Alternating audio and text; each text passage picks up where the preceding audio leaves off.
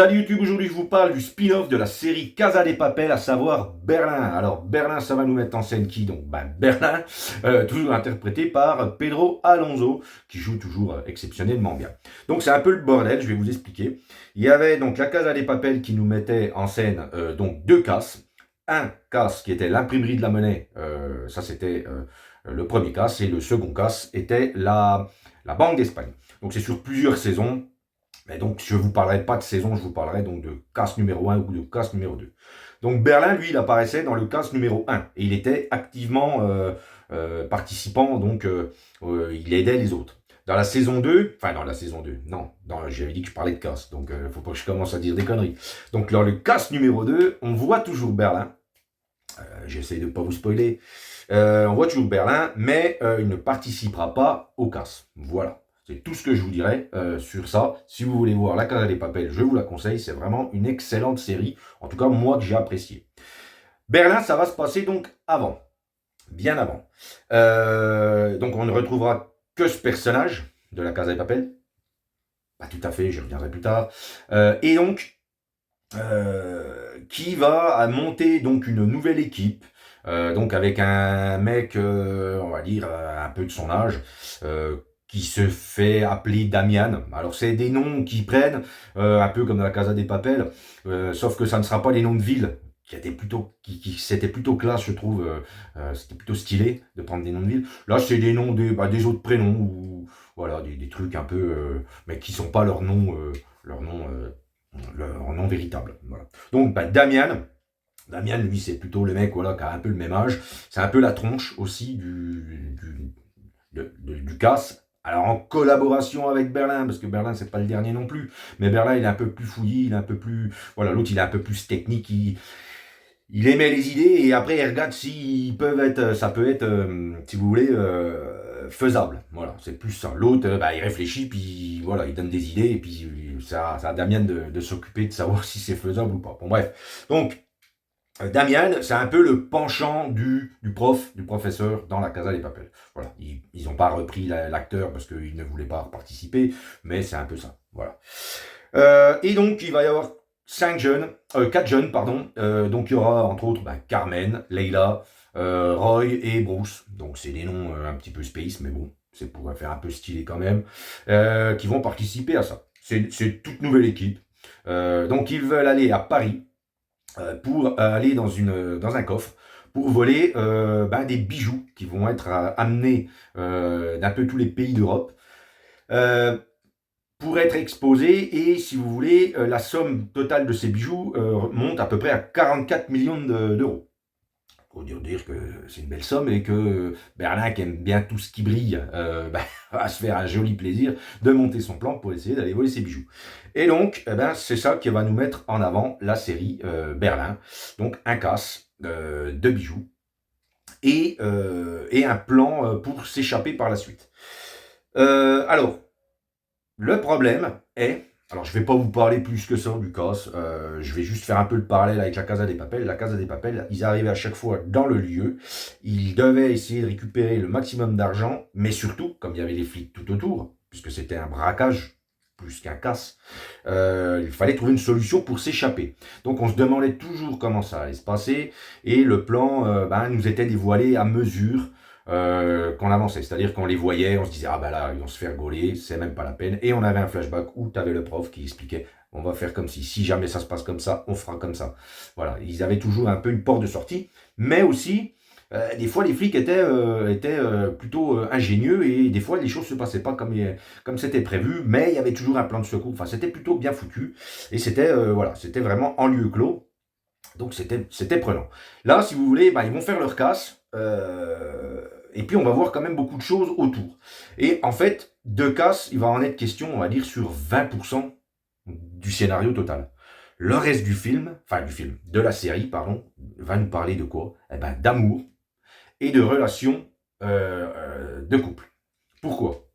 Parce que Berlin, il est dans la chambre en face du conservateur du coffre.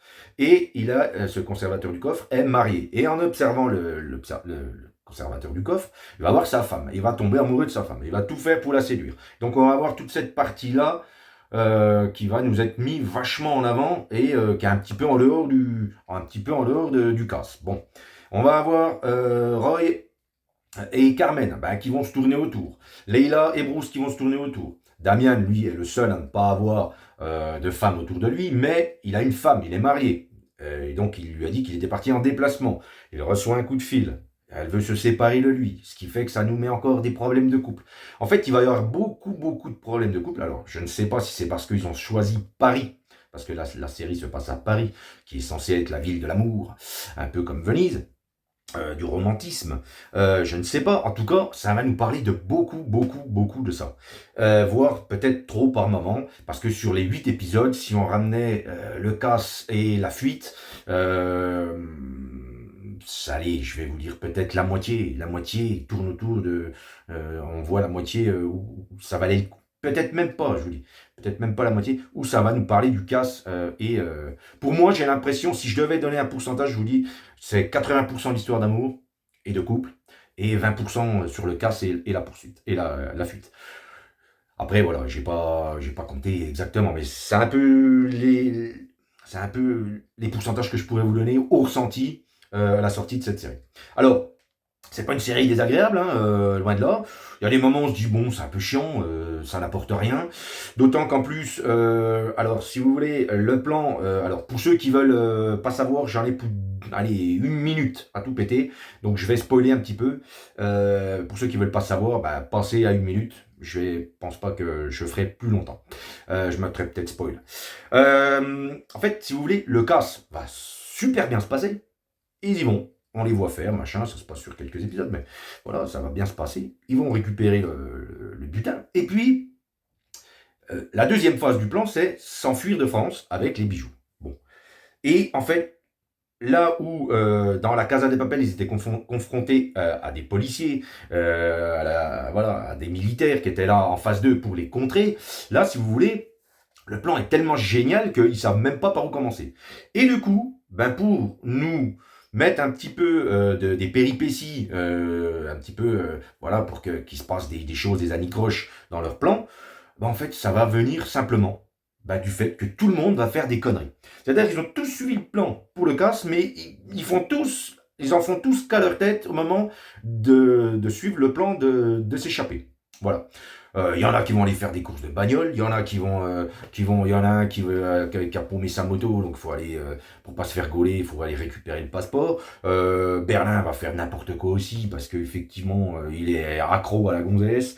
L'autre, il a appris qu'il s'était fait larguer, donc il est à fleur de peau. Enfin bon, alors c'est pas trop gros si vous voulez, mais c'est un petit peu, on se dit merde les gars, vous avez fait un super truc et vous nous pondez-nous des péripéties un peu mieux amenées que ça. Voilà, c'est un peu bidon je trouve. Bon bref, donc je vais m'en arrêter là par rapport au entre guillemets spoil.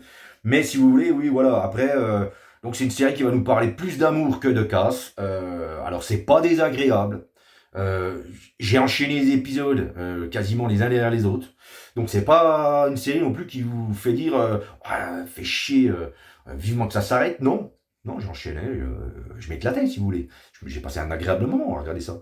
Mais c'est pas de la même qualité que la Casa des Papel. Alors en même temps, c'est peut-être rendre service aussi à la Casa des Papel, puisque les plans sont tellement géniaux, et le professeur était tellement quelqu'un qui avait des idées et une stratégie, que si le plan et la série étaient aussi bonnes, ça aurait peut-être un petit peu amoindri le fait que le prof était vraiment quelqu'un d'exceptionnel qu'on nous présentait.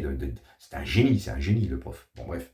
Donc, si vous voulez, allez, on va dire que ça peut s'expliquer de cette manière, mais je pense même pas qu'ils y aient songé. À mon avis, c'est des spéculations purement et simplement de ma part. Tout à l'heure, je vous disais que donc il y avait donc il n'y avait que Berlin qui réapparaissait en série, c'est pareil, il y a des petites apparitions, donc il y a Itziar Ituno, Donc c'était celle qui jouait Raquel Mourino, donc dans la série, qui va faire une courte apparition aussi, et Najwa Mirmi qui jouait Alicia Sierra. Donc ça c'était plus pour le second cast. C'était cette fliquette enceinte qui venait un petit peu les tigner, et franchement c'était vraiment une super, c'était un génie aussi, donc ça faisait un peu les étincelles avec le prof. Donc elles vont refaire une petite apparition là, collaborer pour essayer de récupérer les bijoux et de faire en sorte que les autres ne s'enfuient pas pour aller revendre donc leur butin. Donc c'est des petits clins d'œil bienvenus qui servent pas à grand chose, mais c'est juste pour faire le lien. Puis peut-être que les actrices, je ne sais pas, elles n'avaient pas forcément beaucoup de taf à ce moment-là. Bon bref, en tout cas c'est pas déplaisant et c'est plutôt intéressant de les voir revenir et collaborer, alors qu'on sait très bien que par la suite elles ne collaboreront pas forcément. Voilà. Donc écoutez, pas une désagréable série, mais ne vous attendez pas à la qualité de la Casa des Papel, parce que c'est pas du tout ça, c'est même pas du tout complètement le sujet. Il y a un casse, mais voilà, ça rentre, ça sort.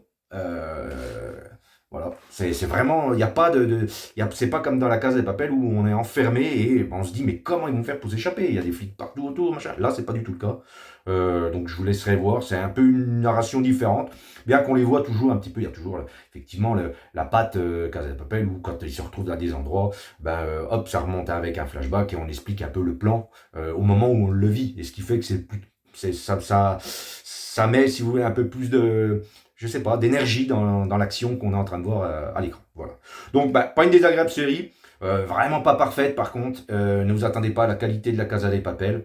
Pas désagréable, en tout cas, moi je ne l'ai pas trouvé désagréable. Mais il y a certains moments où je me disais, est-ce que c'est utile? Et en fait, connaissant la Casa des Papel, je me disais toujours, ça va servir pour la suite. Et en fait, pas forcément. Il y a des choses qui sont là purement gratuites et qui, c'est fait un peu pour combler, quoi. C'était vraiment pour faire 8 épisodes au lieu de 4. Je pense que sur 4 épisodes, bien condensés, ça suffisait et on avait une histoire complète et peut-être un peu plus rythmée, effectivement, que ce que l'on a là, parce que, voilà, beaucoup d'intrigues secondaires qui servent vraiment à rien, à pas grand-chose, mais qui sont pas désagréables à regarder, parce que les personnages sont tellement aussi un petit peu caricaturaux et ils sont attachants. Du coup, bon, moi ça m'a pas gêné de me dire bon, ouais, ça sert à rien, mais au final, c'est pas désagréable. Voilà. Donc c'est tout ce que je peux vous dire moi sur Berlin, donc la série dérivée de la Casa des Papel. Si vous avez aimé la vidéo, likez-la, abonnez-vous et à la prochaine. Salut!